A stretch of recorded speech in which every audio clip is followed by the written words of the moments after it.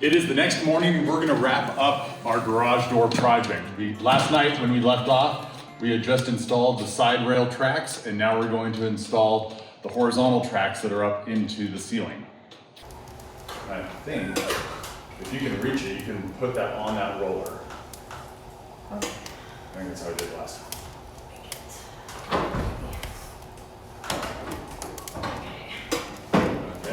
Now it's out of my reach. Okay, so get it between the flag bracket. Okay, do you have it? Because I need to change mine. Okay. There we go. So now we're on the flag. We are on the flag technically. Okay. Perfect. What is? Oh, it's the bracing that's keeping me from going all the way in. Okay. It's this, so I can. That's weird. Will it stay right there? It will. Well, I mean, I'm holding it here. Right, but if you like go and trade places. I don't know. Do you have it? I've got it. It will. Okay, I've got it now. Why don't you go down? So it won't. It won't stay because it can't get pushed in past this because this is keeping it pulled out. Oh, I see it. It goes to the opposite side. Yeah. So put it on the outside. Or this. Okay, Yeah. but my wheel is what's blocking it. Oh, the wheel's blocking it. The wheel's Okay. blocking it. Gotcha. So this one's nuts. Yeah. Okay. So, if you, I've got it. If you come down Okay. and get the broom. Okay. And I'm pushing where? So right now I'm up against the bracket, so if you can push it left. And I'll scamper down and grab it. Okay. I will do my best to push it this way. Yeah, just to hold it right there. Okay. Okay, perfect.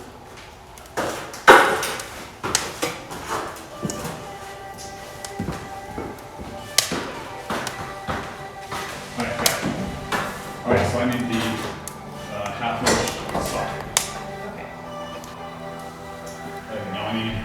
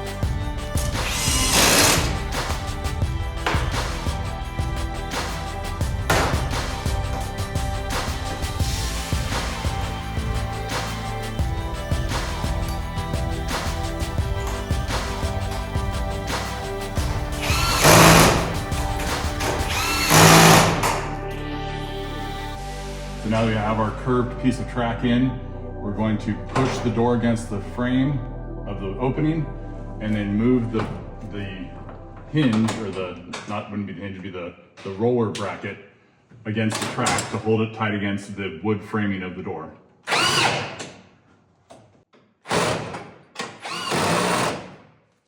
So now when the door is in the closed position, it will be held tight against the framing of the door. Now that we have our track installed here at the door opening, we're going to measure and find out where the track needs to be installed at the back of its travel. So I'm going to measure from the stud wall to my bracket. That is 41 3/4 inch. And I'll go down to the end of the travel and measure the same thing. So 41 3/4 was my rough mark. And then we will adjust that from there as we measure square between the two tracks.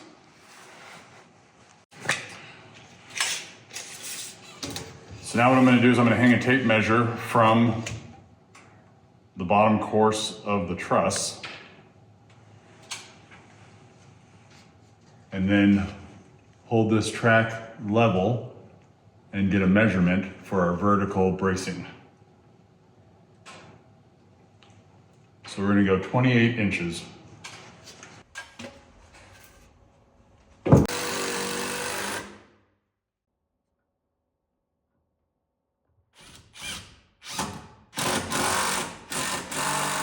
So now that we have this brace, we can remove our rope that's holding it in place. And then we'll start taking measurements for the other track.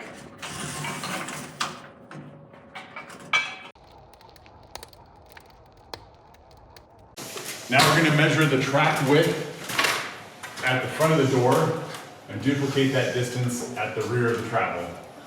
183 and a half. 183 and a half. So what is your 6-inch piece for? This will align my bracing so that it's not tweaked one side or the other. All right, so I'm going to first attach my down support.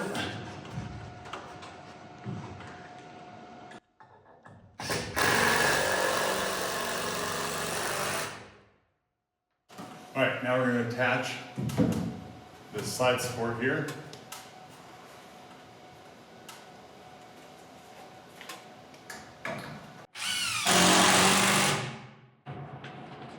And then I'll plumb the vertical board. And then attach the side.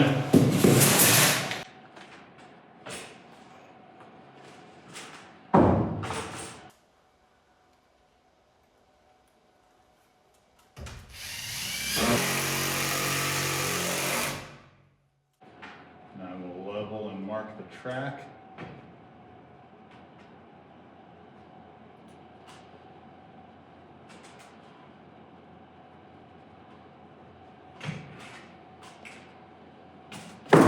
And attach it.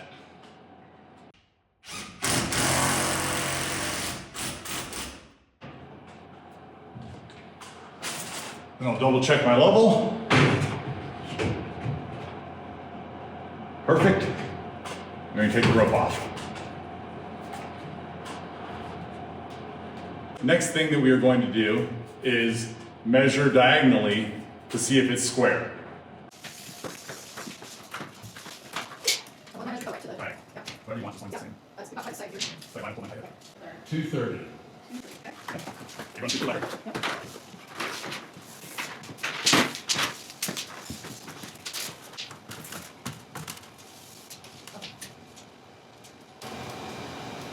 230 and a half. Okay, that's within the half-inch play. That's within the half-inch play, yeah. Okay, All right.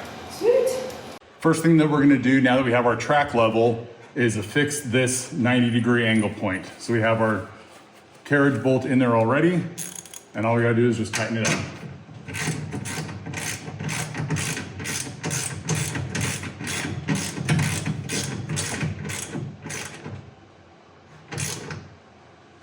And that will lock this 90-degree corner into place.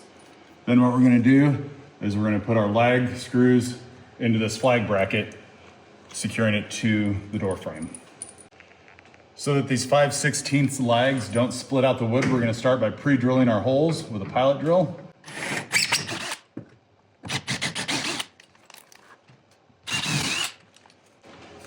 And then screw them right in.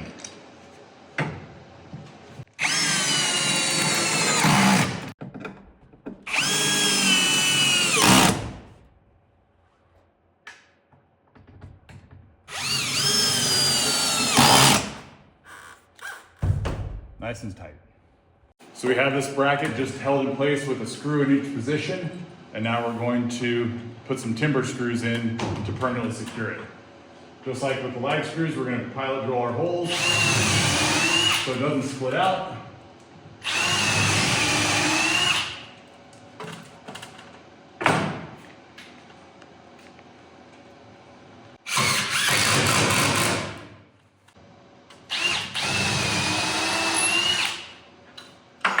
Then we'll use a longer timber screw to make it through our block and into the truss.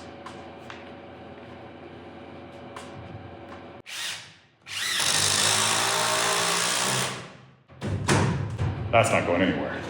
So next thing we're gonna do before tensioning the spring is we're gonna install these stop bolts that go through the track that will stop our door from jumping the track once it gets to the end of its travel.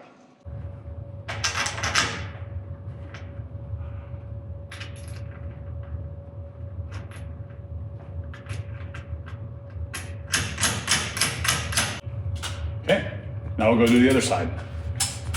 Now we're moving on to Amy's favorite part of garage doors, installing the springs.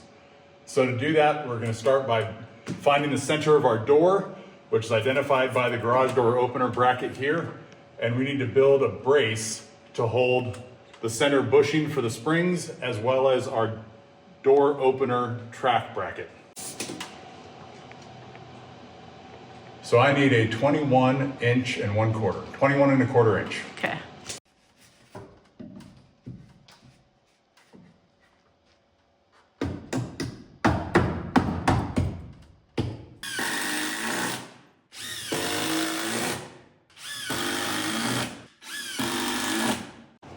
Now we're ready to start installing our spring bar.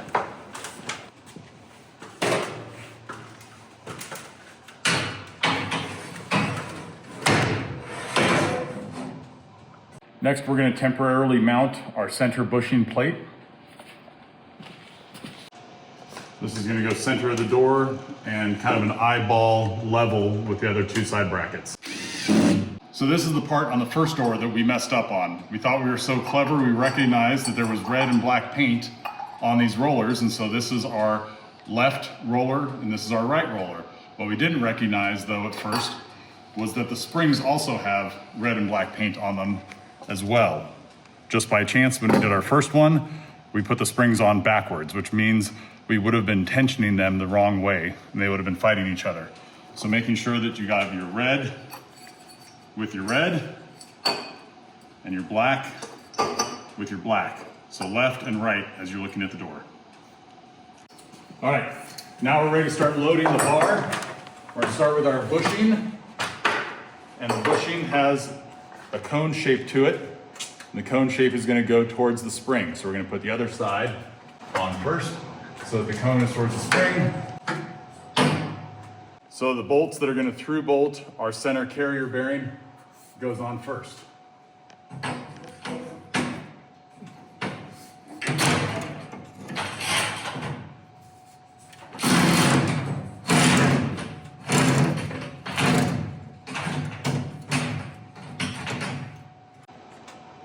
Now we're going to install our cable roller with the set screws towards the springs.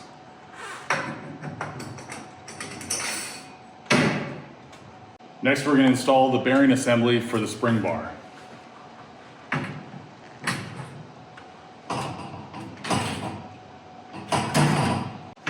With that, we've got a carriage bolt and some other bolts that we'll put into our brackets here. Then we just have to put in one more lag screw at the top of this bracket. Okay, so we're going to pre-drill this hole. And then screw in our leg.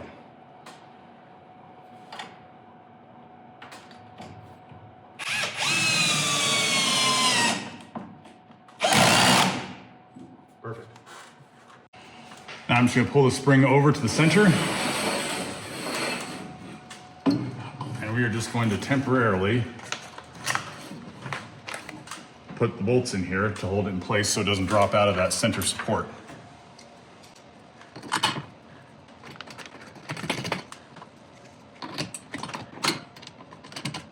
All right, so now that we have this temporarily secured, we're gonna go to the far end and do the exact same thing, just on the other side. Now that we have our center carrier assembly leveled across here and equal out from the header with the other bearings, we're gonna go ahead and secure it to our bracket here that's attached to the header. We're gonna use the red-headed lag screws because that signifies that it's under spring tension. So if this was tight and someone were to remove these red screws, the spring would unwind. So we're gonna start again by pre-drilling our holes.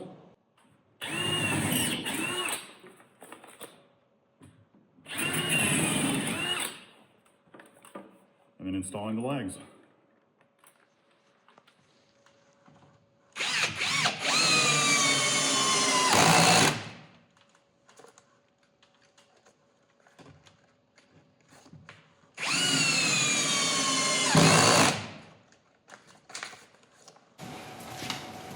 Next thing we're going to do in preparation for tightening the spring is we need to lock this door from moving. They recommend that you can grab a pair of vice grips and clamp it on here, but that can actually damage the track. So what I like to do is we're going to use some of the hardware that we're not going to use, which is the locking hardware, and we're going to put this in temporarily to hold the door.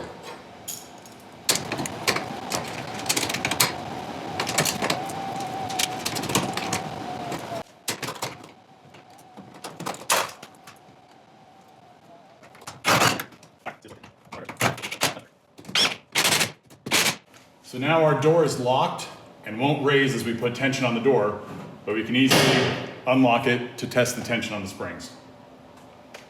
Now, let's put the cables on the rollers. So first thing we're gonna do before we wind the cable onto the cable roller is we're going to block the spring bar from moving. That'll keep our cable rollers from coming disconnected. So we're just gonna put our vice grips on there just like that. Then we're gonna take our cable, making sure not to drop it. Again, making sure that it's behind all the rollers, not in front of them. It's gonna go into the rolling wheel, the cable wheel, whatever we wanna call it. And we're gonna roll this up nice and tight until the cable is snug. And we're gonna be tight against our side bearing there. Once we are, we're going to then tighten these two safety set screws so that it holds our position.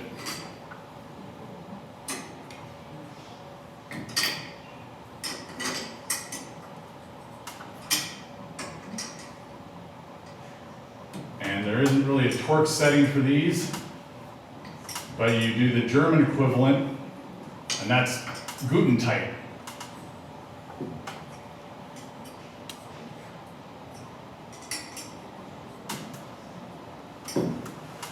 So now that that's set, we're going to leave our vice grips on the bar. We're going to go over to the other side and do the same thing. So now comes the part in the garage door install that is very dangerous. So if you have any uncomfortableness with this next step, do not try it on your own. This is not really a DIY process. There's a lot of risk to it, and you can be permanently injured to the point of death. Dun, dun, dun. So garage door springs and tensioning of garage door springs have killed people and maimed people. So be very careful with this next part. And remember, this is a what we're doing channel, not a how to do it channel. So if we don't do everything perfect, hopefully we survive. The main thing with tensioning garage door springs is to respect the force that you are building in this spring. The tension that's in this spring is a lot. It's got to lift this heavy door and balance it.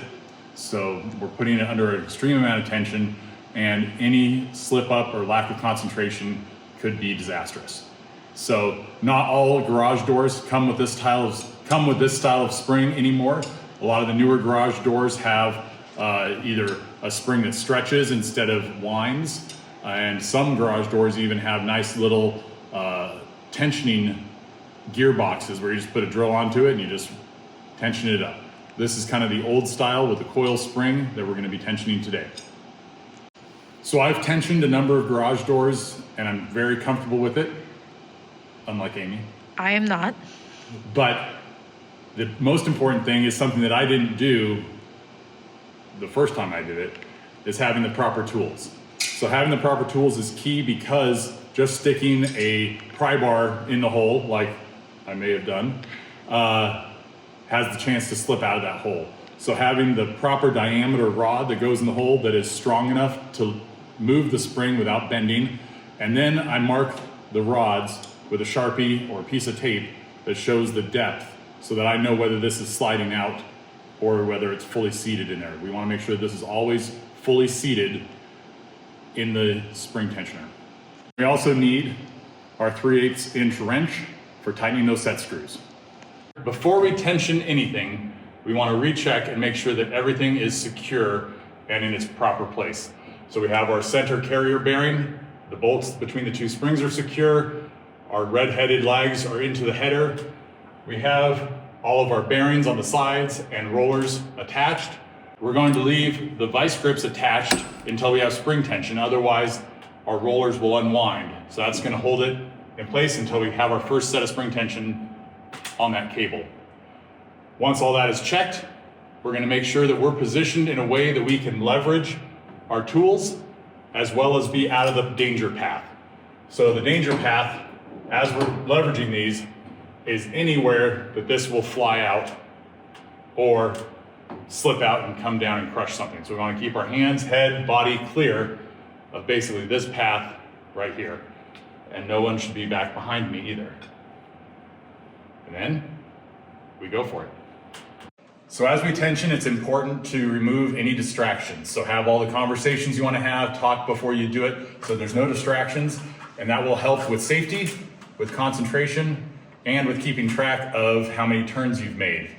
So to find the number of turns on this spring is a little bit of trial and error. Now we've done all the trial and error on our first door, so that tells us that we do need 10¼ turns on this spring and 10½ turns on the other spring. Every door is going to be a little different. We've got a non-insulated door that we have then insulated, and we've added these very heavy wood pieces. I think it's mahogany. So doors weigh different. Doors are different sizes, so your spring tension will vary. But basically what you're looking for is a neutral weight. You want to have it, easy to lift, easy to close, so you're not pulling down against spring tension and you're not lifting against too much door weight. Your garage door opener will also tell you how much balanced weight it's rated to lift. All right, so now we'll start. We're going to put our first tool in. You can see that it'll balance or brace against this strut, making sure that we're in all the way up to our black line. Then we're going to raise it 1/4 turn, and we're going to put our next tool in. Take this one out, raise it 1/4 turn, and so on and so forth. Now I'm going to go back to 0 because I've lost count already.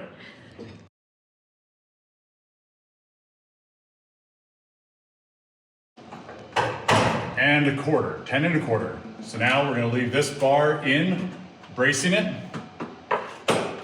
We grab our 3/8 wrench. We're going to make sure both of these are evenly touching. We're going to give half a turn on each to make sure that it's set and centered.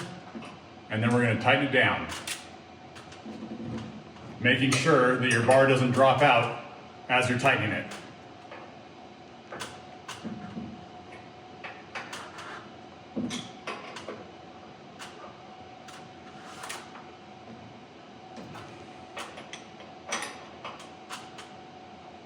All right, now that we've got our set screws tight, we're going to take off our vice grips.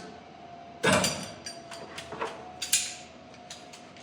then we're going to remove the tension,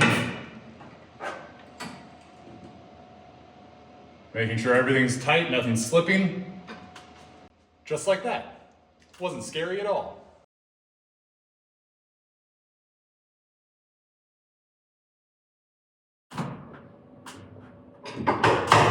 10¼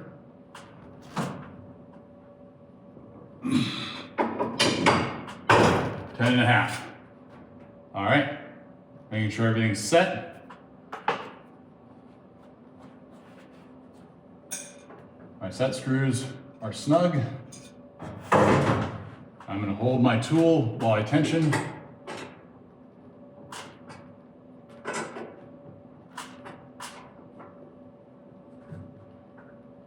Making sure that I tighten both set screws.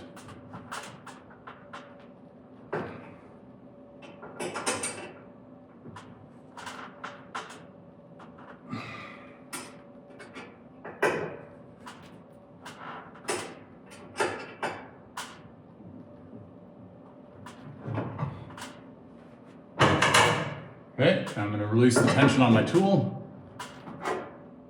Slowly release, making sure nothing moves. And just like that, our garage door is tight. Now let's make sure that we're balanced. If we've done everything correctly, when we release this lock, nothing should happen. I guess we did everything correctly. We want to make sure that the door is balanced. That means that when we release the lock, it doesn't lift on its own.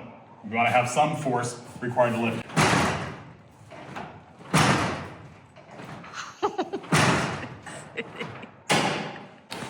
Just like that.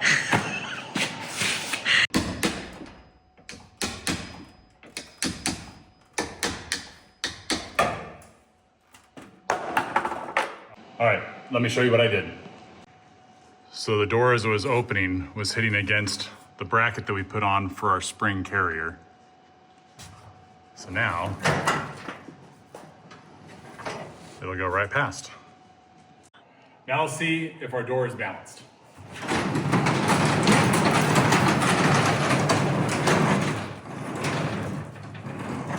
So it goes up easy. Let's see if it comes down easy.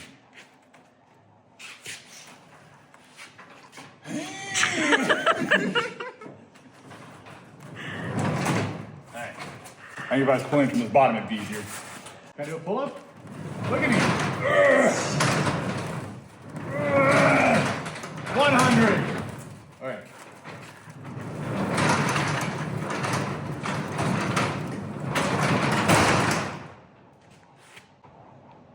It actually works pretty well.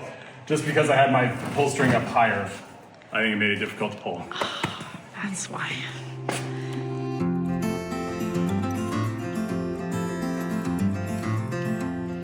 The second door went much faster than the first door, but in reality, the second door still took us 8 hours to install. Now, moving on to the opener, we just grabbed this off the shelf at our local Home Depot. It's a 1 1/4 HPC. So I don't know if that means that it's not really a 1 1/4 horsepower, but it will do the job to lift our door. So now what we did learn on this, and we learned it the hard way, is that if you go to the bottom of the box, way down here, it says 7-foot height door max. Now I'm not sure if you guys usually read the bottom of the box, but I don't. So we found out that this track that comes with it doesn't work. And we need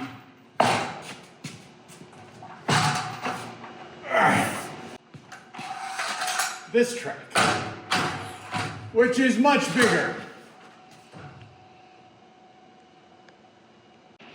So we weren't sure what we were going to do, because by the time we found out that this garage door opener is made for a 7-foot tall door and our door is 10 feet tall, we'd already taken everything out of the box and installed it. So it was going to be really hard to return.